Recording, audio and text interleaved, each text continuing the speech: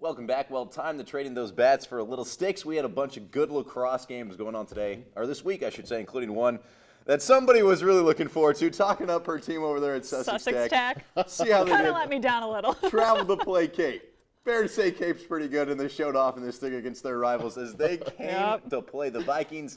Well, they would be on the attack early on in that thing, and as soon as we get to these sides, we'll have a chance to show you that Will Ott gets it. He goes and lets it rip, and he finds the back of the net. Tech then is going to go ahead and fire right back at the other end. Jason Whaley running up the side, goes top shelf right there. All-time leading scorer. And he is able to finish.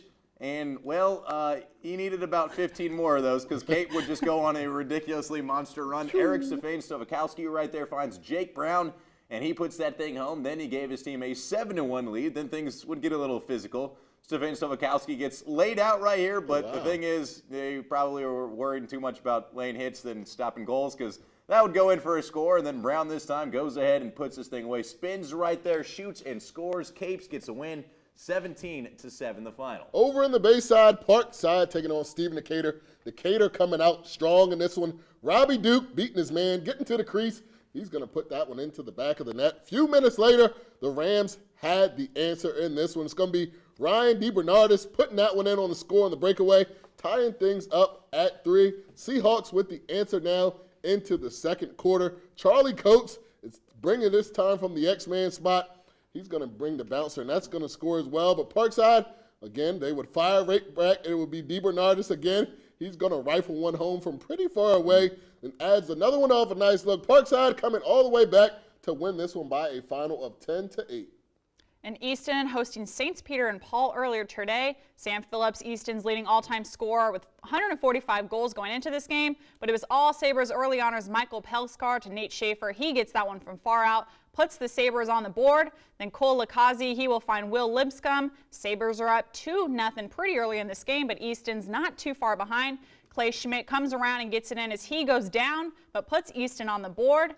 And then from the X spot right here, Chris Gibbs, he's going to come around, bounces this one in hard, finds the back of the net, but then it's the Sabres back on the attack right here as Gibbs finds Colin Snyder for the score. Sabres go on to win this one 9-8 the final. That's a big win. Well, how about Milford? They were at home last night early on, taking on Archmere, and the Bucks looking to make a little noise and think. Jonathan Galgaloin right there finds Mark Henderson. He sneaks past the defender and is able to bounce it home. The Ox would have the answer, though. Benjamin Revac right here finds Mitchell Moyer, and check out the juke before he lets it loose. A few minutes later, Cole Bauer looking to get a step, takes a shot up, but Clay Stevenson, quickly becoming a DSI legend, by the way, gets a save. Milford now looking to go ahead and take an answer. Chase Taylor gets it up the side, gets laid out, but still able to finish. But the Ox are really good, and Jacob Batista is going to go ahead and find Xavier Glavin right there. He gets open in the crease, puts it away. Milford drops that thing 20-5 the final. The Shane Sharfless North Carolina Bulldogs visiting Sussex Central. The home team trailing early, but they got the offense going. Derek Parasol to Ben Campanone. He's home from about 12 feet out. North Carolina attack Zach Smith. He had it going, gets the shooter's bounce right there into the net.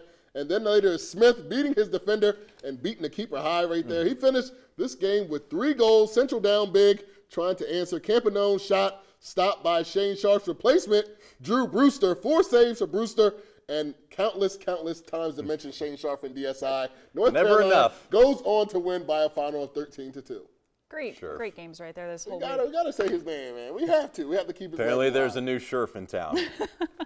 Oh, wow. Okay, nice. Well, we have to take another commercial break, but just around the corner, Caesar Rodney's softball team squared off against Del Mar in a showdown. Find out who came out on top next. Lizzie Frederick, Cape Henlopen midfielder, and you're watching Del Mar Sports Insider.